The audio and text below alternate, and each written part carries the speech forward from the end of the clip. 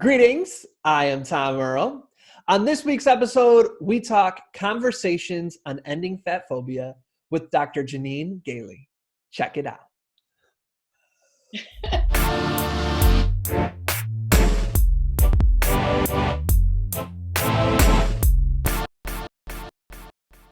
Greetings, I am Tom Earl, and this is my year of adventure. We know you could be anywhere, so the fact that you are here today, sharing your greatest gifts, your time and energy, means the world to me. I hope you know that in this moment you are valued, you are loved, and you are appreciated just as you are. As you can see, I am not alone. I have an amazing guest. She goes by the name of Dr. Jeannine Gailey. How's it going today, Jeannine? I'm doing well. Thank you. Thank you so much for joining us. It really means a lot. Thank you for this opportunity. I'm happy to be here. Wonderful. Do you mind if I introduce you to the folks out there via your bio? No, please do. Okay, cool. Dr. Jeannine Gailey specializes in gender and deviance. Her research and teaching interests include sociology of the body, fat or critical weight studies, sexualities, gender, and organizational deviance. She recently guest edited 2 special issues for the journal Fat Studies, an interdisciplinary journal of body weight and society. Her recent monograph, The Hyper Invisible Fat Woman, was published by Palgrave Macmillan in 2014. In addition, her work has appeared in journals such as Fat Studies, Social Psychology Quarterly, Deviant Behavior, Qualitative Research, and the Journal of Gender Studies. In 2015, Gailey received the WGST Claudia Camp Research and Creative Activity Award for her work on the stigma and marginalization of women of size experience in society. That's powerful. You're doing really amazing work. We appreciate it so much. Thank you. Thank you. So we always start the interview by acknowledging the awesome bio, and then by saying that we can't really get to know somebody truly from their bio. Right. So here's the first prompt for you. If you really knew me, if you were one of my friends or someone close to me, if you really knew me, you would know that blank. How would you answer that prompt? That I am typically laughing all of the time. And I will I've never met a stranger. Oh, that's wonderful. I appreciate that. So tell me a little bit about, did you always know you wanted to be in academia, a writer, to focus on the awesome stuff you're doing? Was that, middle school? Were you there? Talk to us a little bit about the pathway to the awesome work you're doing. Thanks. No, it definitely did not. So I think that when I was in college, I went to a small liberal arts college. Well, I started at a large public institution, and I was waiting tables, and I met this woman who was a professor of sociology at the small liberal arts college. And so she became one of my regular customers. And she said, I think you're bored, and you really should apply to Mount Union. And I can't afford Mount Union, right? And she said, well, there's a lot more money in private schools than there are in public schools, surprisingly. And so I applied, and the classes were very small, maybe 15 to 20 students. The professors, the student body at Mount Union at that time, I think was 2,000 for the entire student body. So this is how small we're talking. So I got to know my professors very well. I was also always been interested in things like psychology, sociology, those sorts of things. So my undergraduate degree is actually in psychology with a minor in sociology. And then I worked for a psychiatrist doing clinical drug trials. And it became very clear to me that most of the people who were volunteering for these drug trials were only doing so because they didn't have health insurance. And that this was the only way they were going to get the care that they needed. And nothing against the field of psychology or psychiatry, but I very quickly realized that I wouldn't be able to work in an environment where people were, being used in this manner. And so I applied to graduate school in sociology, and kind of with the hope of doing research. actually. Kind of didn't even think about the teaching side of it, and wound up, learning to love to teach. And so I really enjoy my position. There's a nice balance at TCU between teaching and research. And so I'm able to do both. So that's how I got here. That's awesome. I've always wondered when I was looking at my, courses to select, what's deviance? Deviance. So anything that is a violation of a social norm is the simple. Okay, so when you're not conforming, or you're going outside and standing the opposite way in an elevator, even things like that, that's deviant? Exactly. Okay. Yes. And so then how did you get into gender studies, sexualities, fat studies, those kind of that area of concentration? Yeah, so my dissertation was actually on something that's going to sound like really boring mouthful of nonsense. It was about how people attribute responsibility to corporate and or government actors when they've engaged in wrongdoing. But so I was working on that, and a person that I was seeing at the time brought home Cleveland Scene magazine. So Cleveland Scene magazine is kind of like the what's going on around town type thing. And he brought it home to me because the cover was a photograph of a man wearing a pig mask, holding a bouquet of flowers. And the title of the article was, "They Chase Chubbies for Sport and Pleasure. They Call It Hogging." And I read the article and I was enraged. It was written actually by a woman journalist, and I did interview her, but she interviewed guys about this behavior that they were calling hogging. And essentially what that is where they will, groups of guys, oftentimes fraternities, or sometimes happens like in military type settings. So settings where you have a bunch of, younger men, alcohol, those sorts of things, right? Where they sometimes, say they need to quote unquote spice up the night. And so they do this by either betting on who can take home or have sex with the largest woman, or they will, or they say that it's kind of like a last resort, right? And so after their friends find out that they've had a sexual encounter with a large woman, they will say, "Oh, I was just hogging." So I was just like, oh my God, this is worse. They're treating these women like they're not even human beings. And so I called one of my best friends in grad school, and she and I talked about it for hours, and we decided that we were going to do a study while we were both independently working on our dissertations, much to, I think, our major professors' dismay. They're like, "No, what are you doing?" It was small. We interviewed heterosexual college-age men about masculinity, about kind of dating, those sorts of things. And then we asked a question: have you ever heard of a practice where sometimes guys will go out and they will try to pick up large women, for sport or for sex?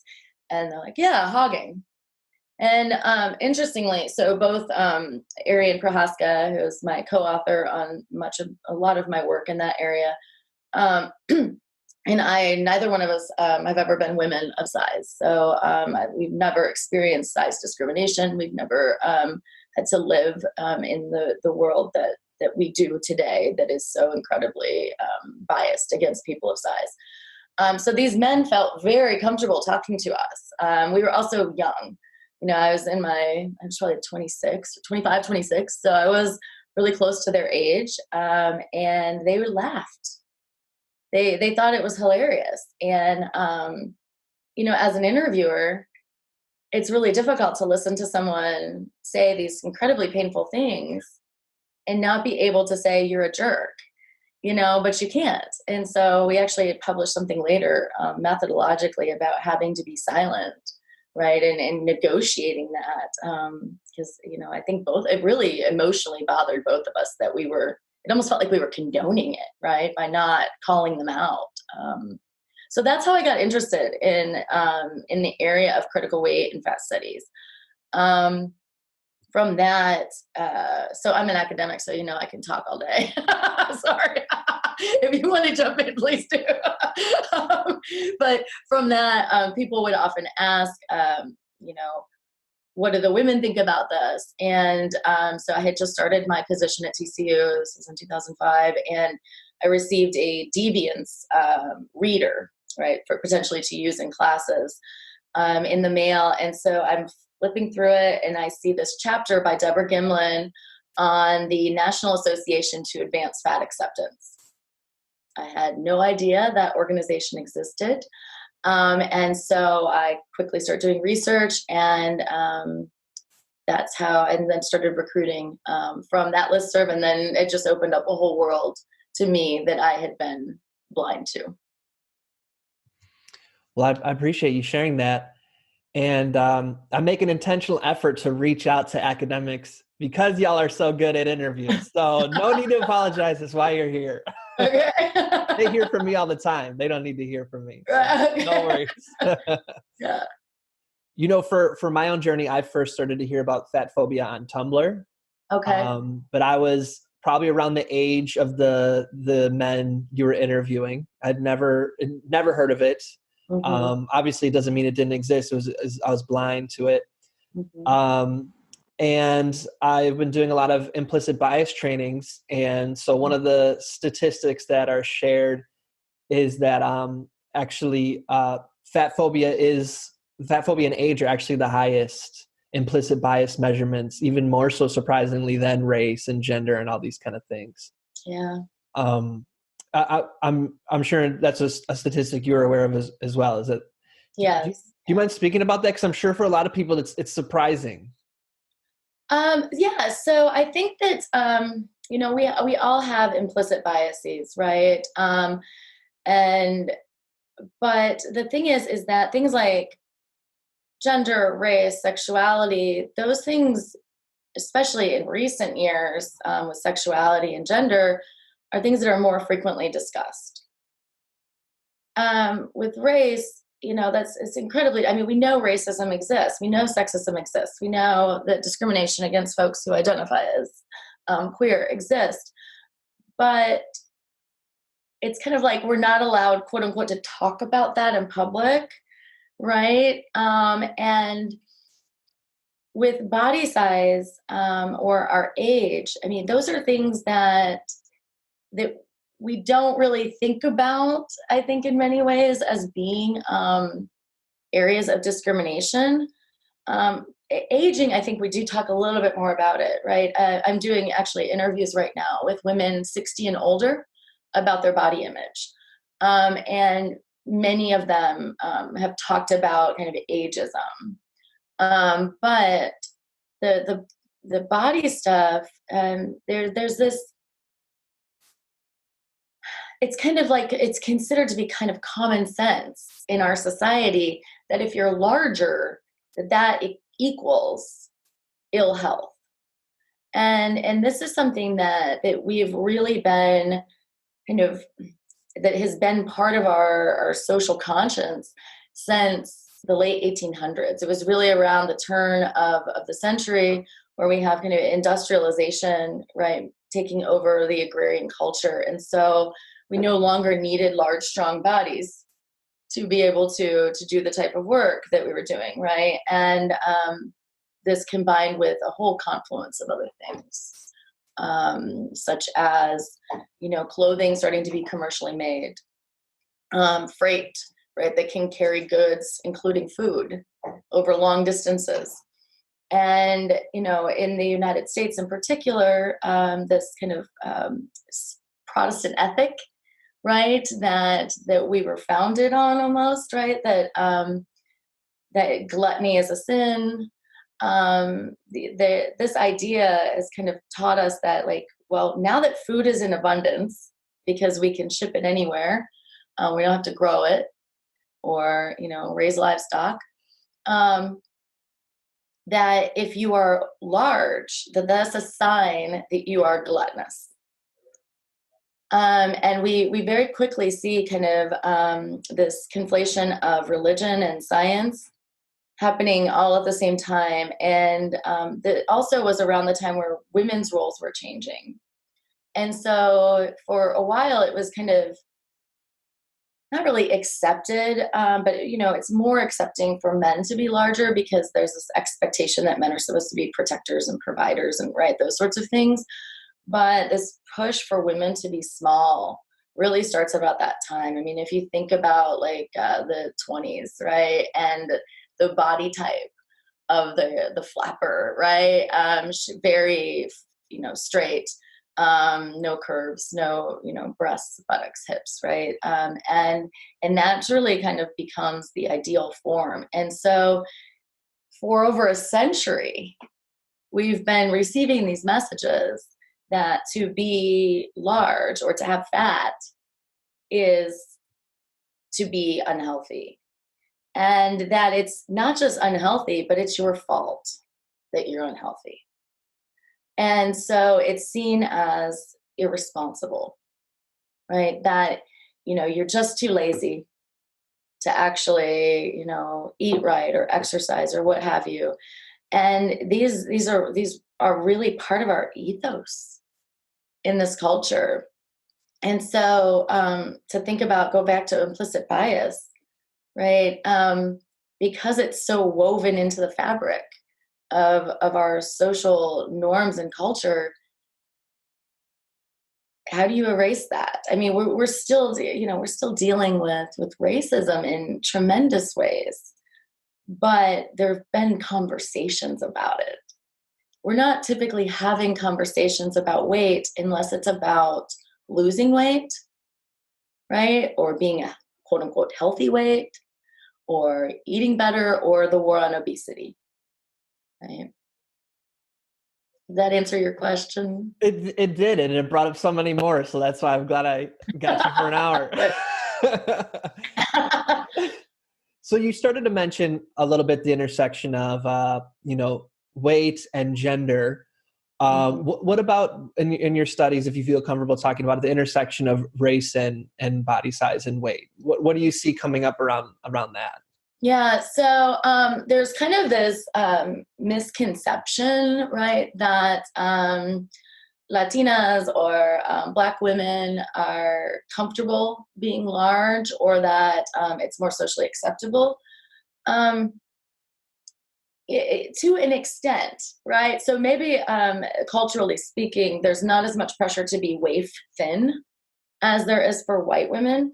But the research shows, and not my research, but others' research shows that as groups, like particularly even like migrant groups, right, as they assimilate into the culture, that they start to take on the larger cultural values, right? And so you do see like increasing rates of eating disorders among African American and Black girls, among Latina girls, and that we either didn't used to see, or they were just invisible because they weren't able to access the types of healthcare required to receive a diagnosis.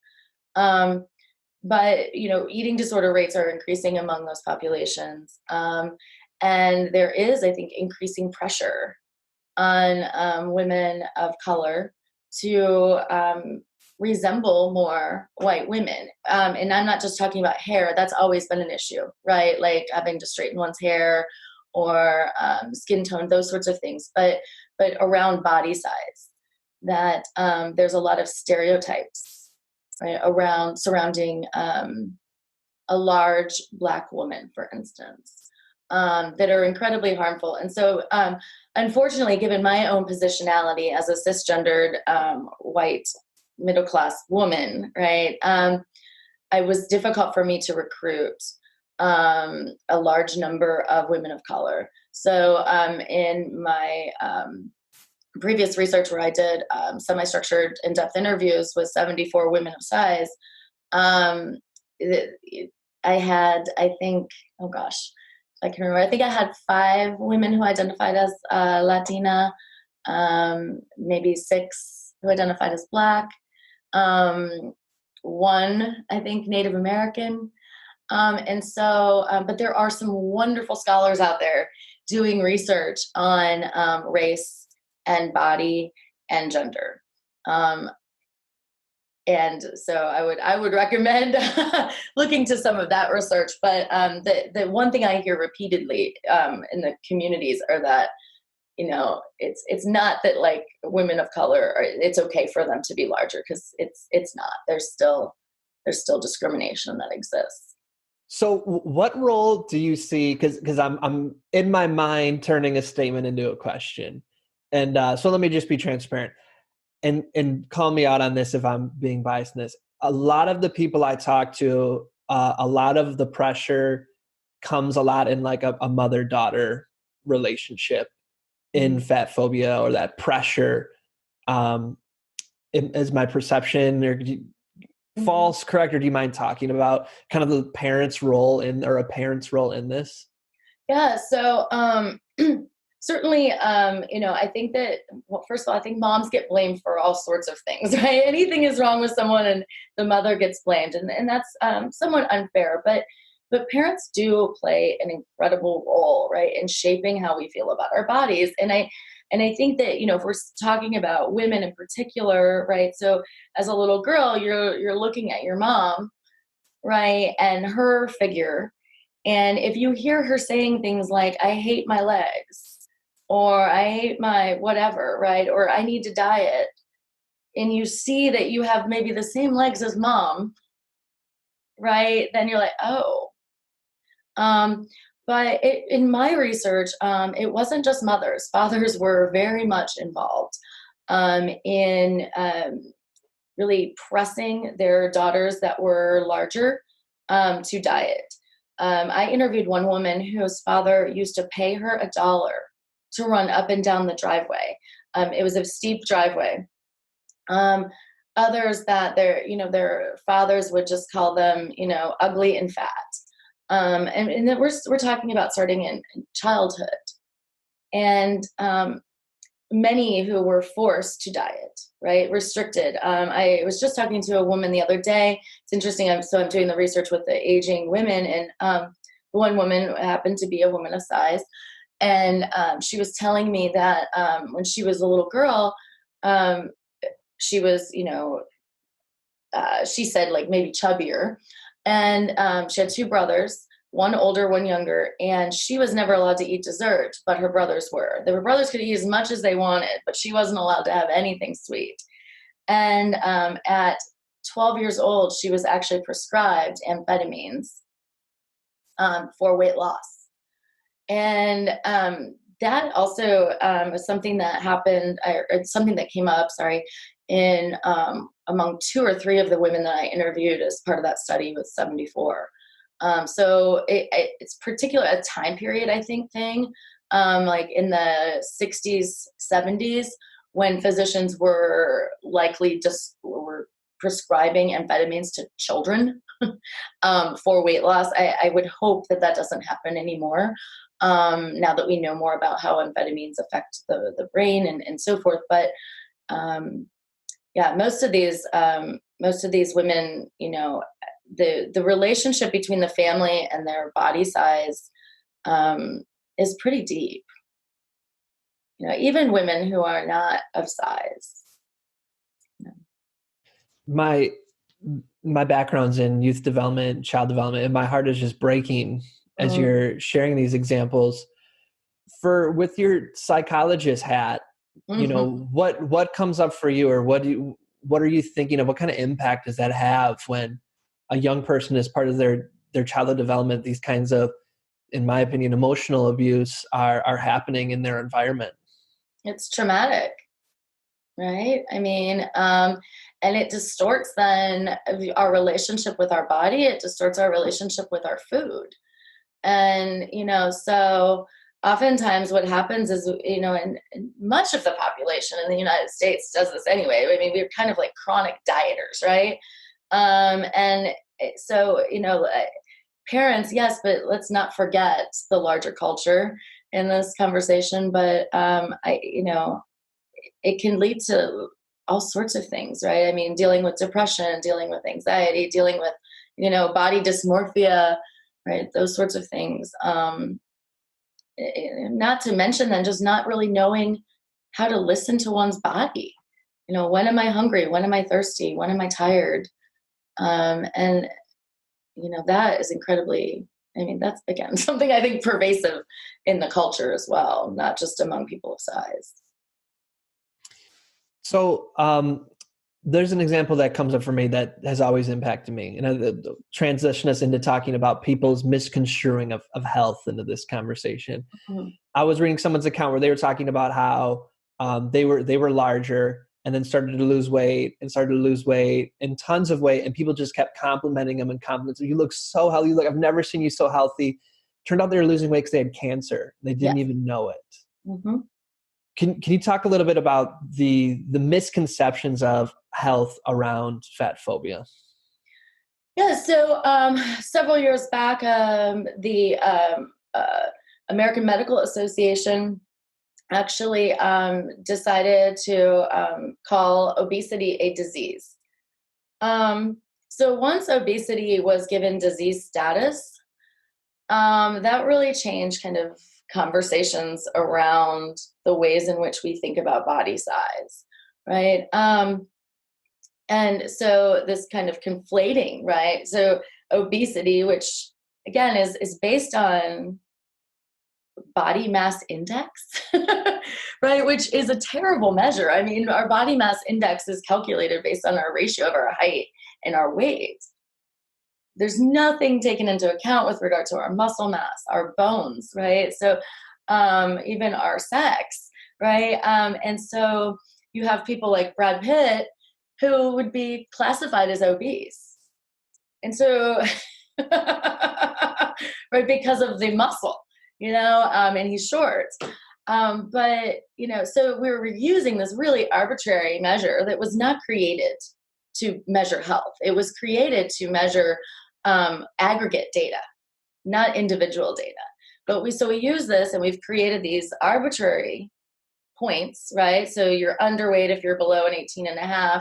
You're normal, quote unquote normal. Think about just the language there, right? We're we're using the word normal as if a human being, right? Like what's the norm? That's like saying like a pit bull and a Great Dane should weigh the same, right? But at any rate, so 24.9 then takes us into the overweight category, and the language there, over what weight, right? And then we get to 29.9 and we land in obesity. And then there's even classifications above that, so we now have language like morbid obesity, right? Many of the women that I interviewed exercise and eat healthier than I do. For many of them, it was, and I don't want to say that like extremes of anything, right, can be dangerous. So at extremely high weights, there are mobility issues. Certainly, there is more pressure on joints.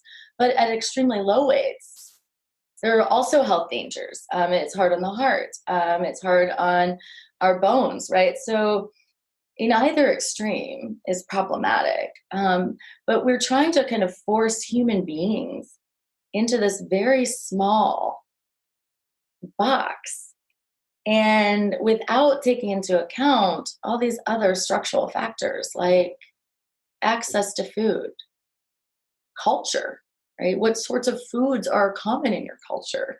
The ways in which we are genetically gain weight, right? We know now that through like genetic testing, not only can you kind of determine approximately someone's height, but you can also approximately determine their weight. And so about 70% of our weight, our body weight, we have no control over.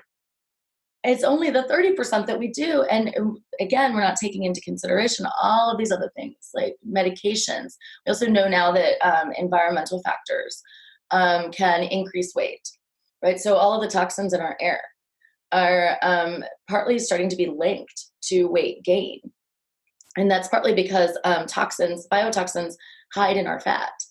And so we're actually protecting our organs from these biotoxins by gaining weight. But we've conflated this with a disease. And the assumption is that if you're over a certain weight, then you're pre-diabetic.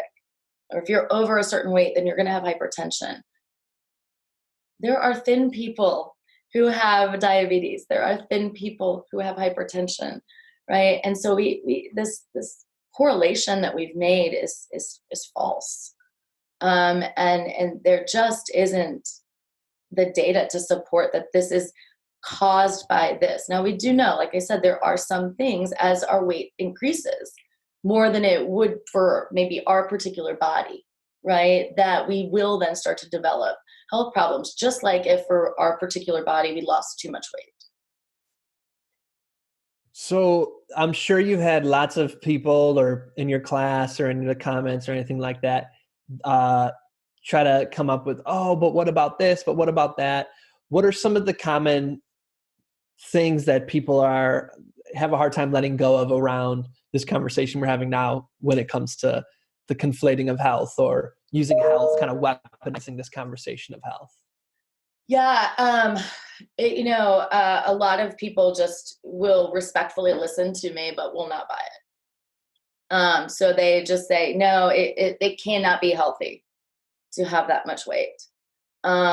It's going to slow you down. It's going to do this. And there's also this disbelief, really, that that people who are larger, that they aren't overeating, right? There's just this assumption that they are binge eating. And it's interesting because the research on that shows that binge eating, dieting actually is what kind of creates a binge eating cycle, and that's because we restrict to a point and then we start to eat and our body's like, oh, food, right? We need this energy. Well, simultaneously, we also then store that as fat because our body's like, uh-oh, what's going to happen when I'm deprived of food again? And so this is, so I try to explain that like chronic dieting, is really harmful. We also know that weight fluctuations are hard on our hearts. But, they just oftentimes just refuse to believe. It really takes a lot of thoughtful kind of discussion and ways of kind of scaffolding in the classroom, bringing up these things. But so do any kind of controversial topic, right? Or that supposedly controversial topic. I have to do that with talking about privilege as well, right? That I have to kind of get them in the mindset. Kind of on that note, why don't you, if you don't mind, talking a little bit about the privilege that comes with body size, or around that? Yeah. So we know that women of size are less likely to be hired. They're less likely to be promoted.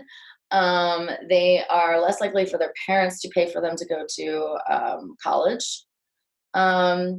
We also know there's some research that shows that women who actually would fall into, if we're going to use this terrible measure of body mass index, right, of BMI, we also know that women who tend to fall in that almost underweight category tend to make more money. But women who are perceived as being of normal weight or perceived of normal weight, right? Anytime I say normal, I'm putting quotes around it, are promoted faster, are paid more. There's also, research that shows that like this has a lot to do with our values about what we find attractive, right? So people that we deem physically attractive are assumed to be funnier, assumed to be smarter, are assumed to be better intentioned. There was this wonderful study that was done in the late 1970s. And they have this vignette where it describes this little girl and she throws a rock at a dog. Well, in the one, people received a vignette that said, this angelic little girl, throws a rock at a dog. And then the other one, it was this homely little girl throws a rock at a dog. And then they ask people, depending, which one you received, they ask people to then indicate why the little girl, why they thought the little girl threw the rock at the dog. And for the girl that was described as angelic looking, people overwhelmingly wrote she was having a bad day, she was having a bad day. The dog attacked her, something like that. For the homely looking little girl, the overwhelming response was that she's mean, that she's bad. And so in contemporary culture, right, in the United States, I want to be clear what we're talking about, right, that thinness is conflated with beauty, right? So to be an attractive person, there's like this obligation then to also be thin. And it's, I don't know. I don't know if I might be rambling now. But No, I mean, you went to where I was going, because I was going to ask, why do you think this is? And you said because people find people, they perceive to be more attractive, to be more friendly, to be smarter. They might get along with them better. One thing that I hear a lot is, I especially hear it in sports games, when people are debating on TV, but it seems that you're fat is the last insult that I can throw that can just discredit anything you're doing. Mm-hmm. Do you find that in your research, or can you comment on that? Yeah, I mean, so to call someone fat, right, is kind of, I mean, people are called fat who aren't even anywhere near what we as a society would even deem fat, right? So the discourse surrounding it, right? It's that thing that nobody wants to be. And the reason that nobody wants to be it is because of the way that people who are fat are treated. And I'm not using fat in the pejorative. I hope that's clear. I'm using fat as simply an adjective, just like I would use skinny as an adjective. And that's kind of in the heart of the fat acceptance movement, right? That taking back that word fat and not allowing it to be used against them anymore as something that is painful, right? That is telling them that they're less than someone else. But not everyone is hip to that, right? I know that if I'm giving a talk or, even in a classroom or something, if I come out and just say fat, people look at me like, oh my God, what did she just, what is she doing? That's so rude. So I have to always preface it with, I'm using this term in the spirit of the size acceptance movement, the fat acceptance movement, and not as a pejorative. So, let's normalize the word so they can't be used as a way to harm or hurt people anymore. But we're far from there. I mean, unfortunately. It's like I gave you the show notes ahead of time or something, because that's where I want to go next. Is we're talking a lot about the like discrimination, and almost the victimizing. But what about the people who are fat, their own voices? Mm-hmm. Not being victimized. I am my own person. The fat acceptance movement. Can you talk a little bit about that? Yeah. So I think that one of the great things I've seen over the last several years is really the increase in knowledge about the size acceptance movement. A little less about the fat acceptance movement, but certainly once people start delving into the size acceptance movement, I think that they then start to find the fat acceptance movement. So I think increasingly, or one of the things I've noticed as an educator is that I have more and more students who are aware of body positivity and those sorts of things. Are they able to apply that to themselves? That's a more difficult issue. Even the women, so I did interview a number of women who were involved in the fat acceptance movement. And I interviewed 32 women who were involved in fat acceptance. And even of those women, many of them said if there was a magic pill that wouldn't harm them, that would make them thin, that they would take it. But again, I really have to believe that this is because of the way society treats them, right? That we all know that we're not going to just wake up tomorrow and this fatphobia, this discrimination is going to have disappeared. It's going to take a lot of time. Again, I mean, look at how long we're at 400 years, right? Dealing with, racism in this country and imperialism right around the world. And so, unfortunately, I think this is a difficult battle to fight. But the women that I interviewed that are very body positive, just kind of, really got sick of being shamed, being told that they're less than, being told that they're not worthy. But a lot of them also had, they were more likely to have parents. So I didn't do statistical analysis. So I want to be careful on how I'm framing this. But the pattern seemed to be that those women had more supportive families, and often supportive partners. Again, not always. There are always exceptions, right? Never say never, always. But many of them did. So there's someone in their life, or they've formed a community, even, right, where we can kind of chip away at these cultural, ideals and try to figure out what they're stemming from. In fact, some would argue that this kind of fat phobia is related to racism, right? And that it stems from racism. That, this idea that, particularly during like enslavement, right, where larger people were considered to be, better because they could handle work in the fields, right? That there's kind of been this, again, kind of conflation of that to be bigger is bad and is less than. So, like I was saying when we first started talking, there's all sorts of things that I think have kind of led to us being in this particular position that we're in, where fat is the worst thing you can be. All roads seem to lead back to white supremacist capitalist patriarchy. Yes, they do, don't they? It's like, and we're back. Right. Yep. And I would add heteronormative, right? Yeah, exactly. The title might need to be expanded. Yes.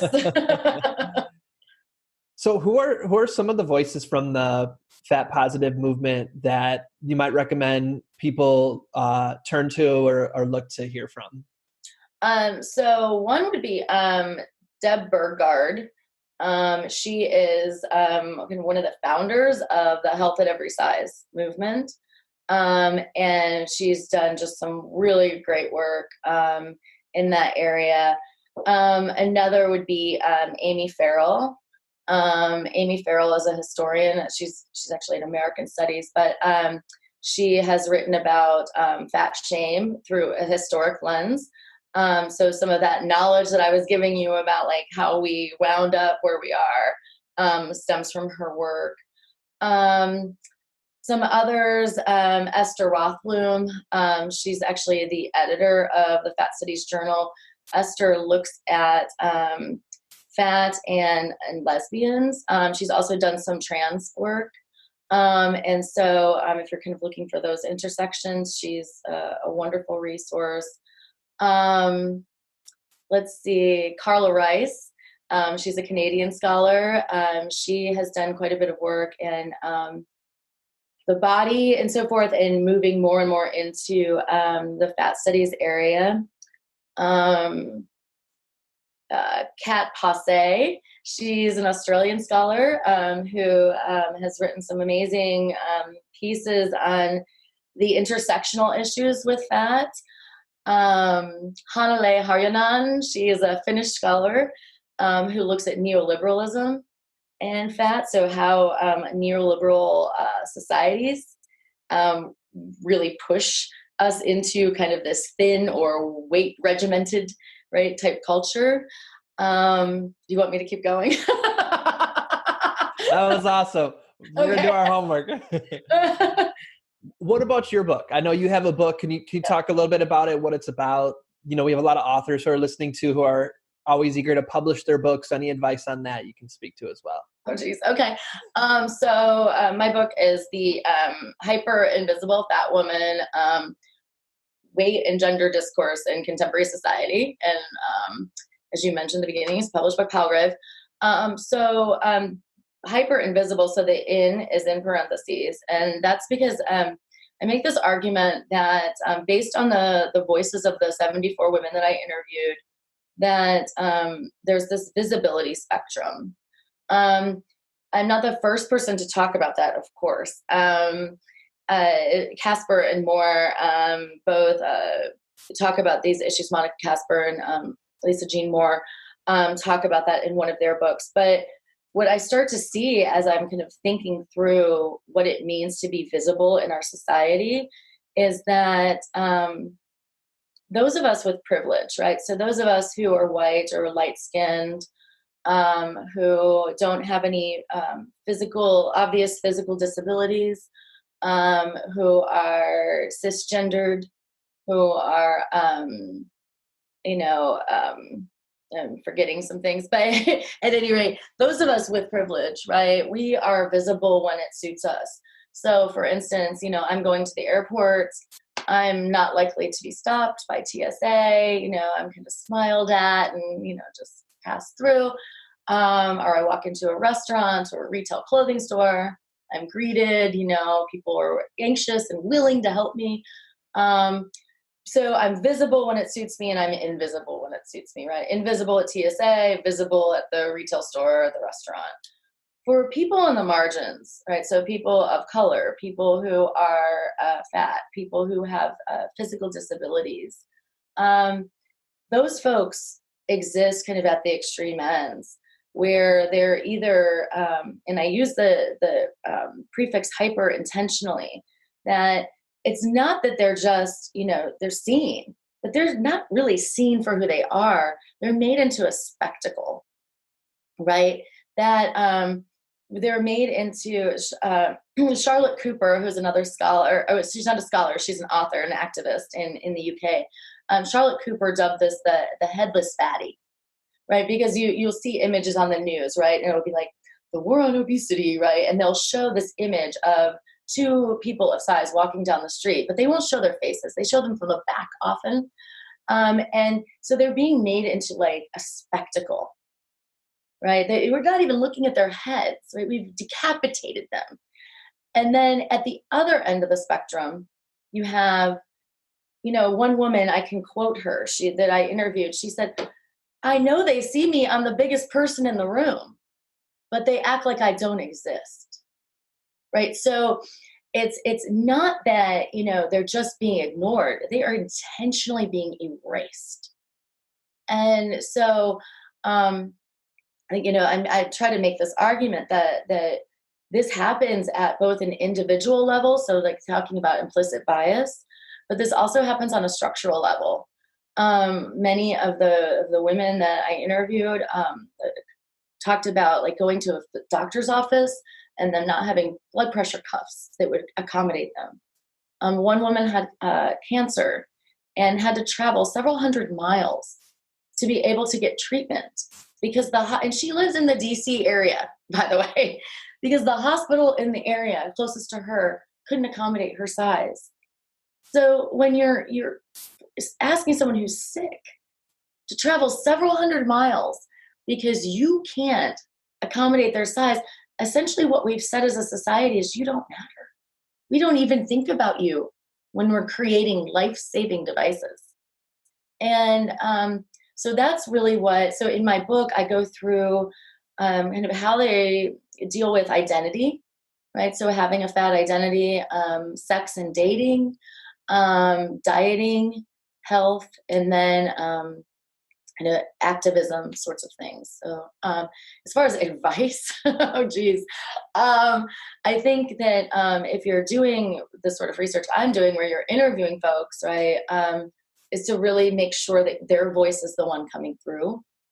One way to do that, which is a little scary, is to let your participants read what you're writing before you publish it.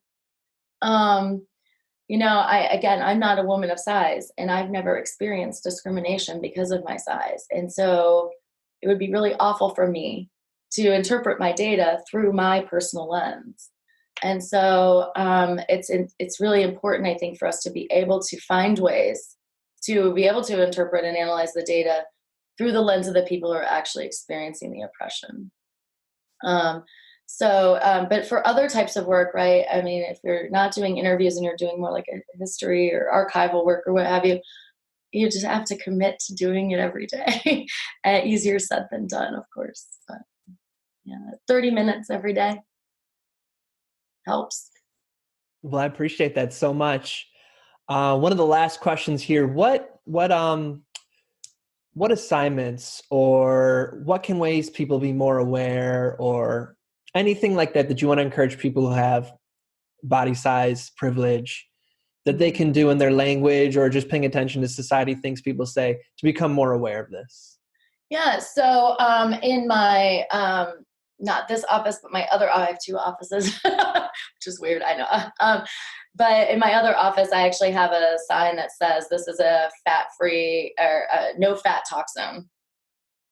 So it's amazingly powerful to disengage in this kind of fat talk that many of us do, and I can't say that I'm not guilty of it myself. But calling yourself out right when you do it, but this kind of like, oh, I look so fat today, or I feel so fat today, or I really need to lose weight. So this constant emphasis on our size. We then, there's actually some research that shows that women bond with each other over having these sorts of conversations. Well, let's bond over having a conversation about how we can fight and, the pollution or, the fact that our environmental standards are being eroded or that the laws that we do have no teeth, rather than like, what size are my jeans today? So not engaging in those conversations, particularly around children, right? So parents, really should avoid talk about dieting, should avoid talk about their feelings about their body, right? Another thing to kind of think about is to say like, don't say it to yourself if you wouldn't say it to someone you love. I love all of that. Where can folks hit you up if they want to stay a part of your world, buy your book, see more of your research? Are you on Instagram or LinkedIn, or do you have a website? Where can folks connect with you? I'm terrible at all of that. I'm on Facebook, but and I'm involved with a lot of the fat studies Facebook groups. But yeah, I need to get my website done. I'm not a self-promoter, I guess, is part of it. I'm not on Instagram. I'm not on Twitter. What about your book? Where can they get the book? It's stupid expensive. It's on Amazon, but the Palgrave Macmillan site. But some of the stuff, like I'm on academia.edu.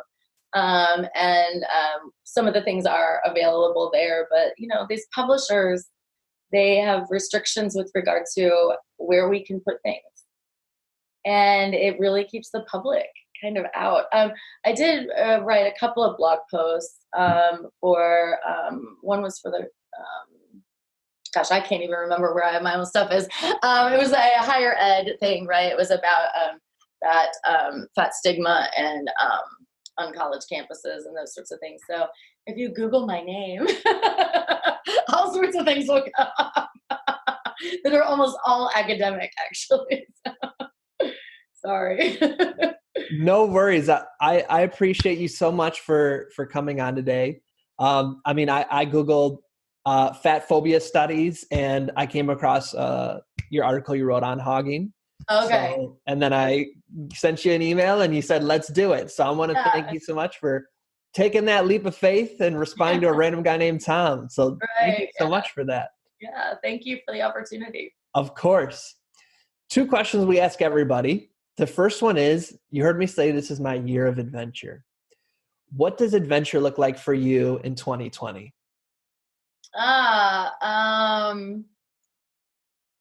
I would say lots of exploration and self-healing and care. Yeah. I love that. And my last question is, what would you like to invite people to do, to consider, to be, to evolve into, to think about? What is your invitation? To be kind. Right? To remember that we all have things that we're dealing with. We all have, pain. We all have trauma. We all have things that have happened to us, and that, we need to be kinder to one another. Yeah, I would invite people to be kind. Jeannine, once again, thank you so much. I appreciate all that you shared in the conversation that you had with us here today. So thank you. Thanks, Tom. And to all of those who are listening, as always, we're wishing you peace and blessings. Thank you. One more thing. I'd love to continue the conversation. Feel free to join me at tomearl.com/join. Subscribe below, or let's connect on social media. Tom Earl Artist. Thanks again for watching.